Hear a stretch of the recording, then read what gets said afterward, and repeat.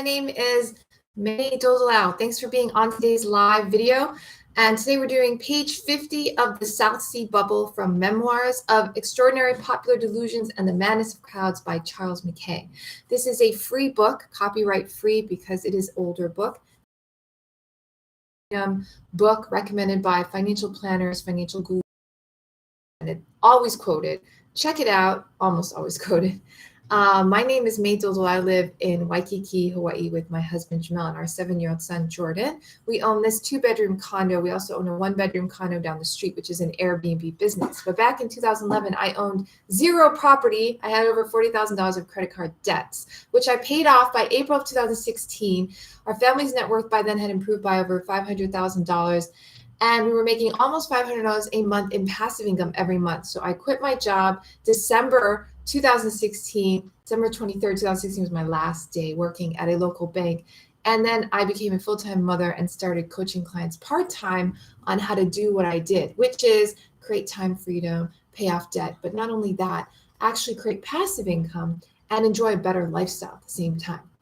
So let's begin. I am reading this free book. There is a link to it on my blog. The blog is yesfinanciallyfree.com. I have a lot of content there, years worth of blogging about passive income, about books that we've read, about different mental, actual things to do in real estate investing, all kinds of information, all free. There's also the mastermind program, which is paid product, other paid products, all at the blog. So go to yesfinanciallyfree.com. Today's blog post, well, I think I posted it last week, but the latest one has the link to this ebook, so you can read along with me. On the right side of the blog, you can get a free appointment with me, but I recommend you put in your first name, email address, hit the big red yes button, get on my email list. You'll get a free ebook, Working Parents Guide to Financial Freedom, sent directly to your inbox, and you'll get links on when I'm live, exactly what I'll be talking about. And the emails are special. They only go to my email list. So I highly recommend you get on that list by going to the blog. Okay, let's begin today's reading. We are on page 50. Now, just to give you guys a summary of what happened so far, basically, there was a company, the South Sea Company, and they go to South America. They go to America, South America, India, different places to get, I think mostly South America, to get goods to trade, right? Exotic goods. However, Portugal, I think it's Portugal or Spain, one of those countries, has control of most of the ports, and they're not letting them go there, okay, except one trip. So they're having a hard time actually doing what they said they're doing to trade. But they did decide to help the government take over the national debt in return for certain monopolies over trade, and such, and a certain interest rate. And they also have shares in their company. And because they did that, the shares went up in value. And now their greatest profit is from the share growth, not from trade. All right, so let's read on. And we recently read one guy, he was very adamantly against it. He made a speech about why it was a terrible thing to, have this company take on the national debt, and nobody listened to him. Okay, so now we're moving on. The bill was 2 months in its progress through the House of Commons. During this time, every exertion was made by the directors and their friends, and more especially by the chairman, the noted Sir John Blunt, to raise the price of the stock. The most extravagant rumors were in circulation. Treaties between England and Spain were spoken of, whereby the latter was to grant a free trade to all her colonies, and the rich produce of the mines of Potosi La Paz was to be brought to England until silver should become almost as plentiful as iron. For cotton and woolen goods with which we could supply them in abundance, the dwellers in Mexico were to empty their golden mines.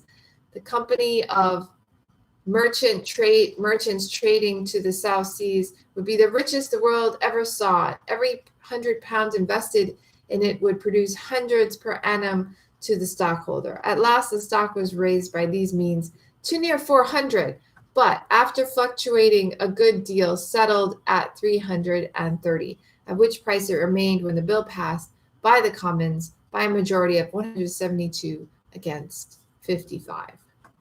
In the House of Lords, the bill was hurried through all its stages with unexampled rapidity. On the 4th of April, it was read a first time. On the 5th, it was read a second time. On the 6th, it was committed. And on the 7th, was read a third time and passed. Several peers spoke warmly against the scheme, but their warnings fell upon dull, cold ears. Speculating frenzy had seized them as well as the plebeians. Lord North and Grey said the bill was unjust in its nature and might prove fatal in its consequences, being calculated to enrich the few and impoverish the many. The Duke of Wharton followed, and as he only retailed at second hand the arguments so eloquently stated by Walpole in the lower house, he was not listened to with even the same attention that he had bestowed upon Lord North and Grey. Earl Cowper followed on the same side and compared the bill to the famous horse of the siege of Troy. Like that, it was ushered in and received with great pomp and acclamations of joy, but bore within it treachery and destruction. The Earl of Sunderland endeavored to answer all objections, and on the question being put, there appeared only 17 peers against, and 83 in favor of the project. The very same day on which it passed the Lords, it received the royal assent and became the law of the land.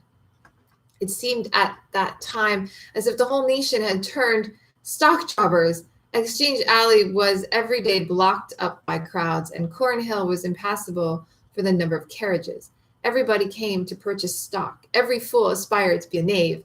In the words of a ballad published all the time and sung about the streets, then stars and garters did appear among the meaner rabble, to buy and sell, to see and hear the Jews in gentle squabble. The greatest ladies thither came and plied in chariots daily, or pawned their jewels for a sum to venture in the alley. The inordinate thirst of gain that had afflicted all ranks of society was not to be slaked even in the South Sea. Other schemes of the most extravagant kind were started. The share lists were speedily filled up, and an enormous traffic carried on in shares, while of course every means was resorted to raise them an artificial value in the market. Contrary to all expectations, South Sea fell when the bill received the royal assent. On the 7th of April, the shares were quoted at 310. On the following day at 290. Already the directors had tasted the profits of their scheme, and it was not likely that they should quietly allow the stock to find its natural level without an effort to raise it. Immediately, their busy emissaries were set to work. Every person interested in the success of the project endeavored to draw a knot of listeners around him, to whom he expatiated on the treasures of the South American seas. Exchange Alley was crowded with attentive groups. One rumor alone, asserted with the utmost confidence, had an immediate effect upon the stock.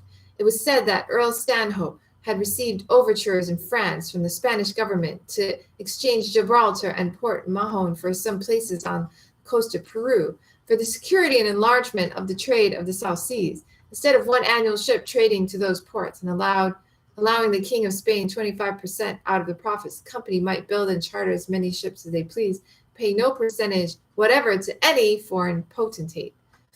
Visions of ingots danced before their eyes, and stock rose rapidly. On the 12th of April, 5 days after the bill had become law, the directors opened their books for a subscription of 1 million, at the rate of 300 L for every 100 L capital. Such was the concourse of persons of all ranks that this first subscription was found to amount to above 2 millions of original stock. It was to be paid at 5 payments of £60 each and every 100 L. In a few days, the stock advanced to 340, and the subscriptions were sold for double the price of the first payment. To raise the stock still higher, it was declared in a general court of directors on the 21st of April that the midsummer dividend should be 10% and that all subscriptions should be entitled to the same. These resolutions answered the end design. The directors, to improve the infatuation of the moneyed men, opened their books for a second subscription of 1 million at 400%. Such was the frantic eagerness of people of every class to speculate in these funds, that in the course of a few hours, no less than 1.5 million were subscribed at that rate. Okay, I'm done for today. We'll read again tomorrow on page 53. Have a great day. See you again tomorrow. And I read every day at the same time.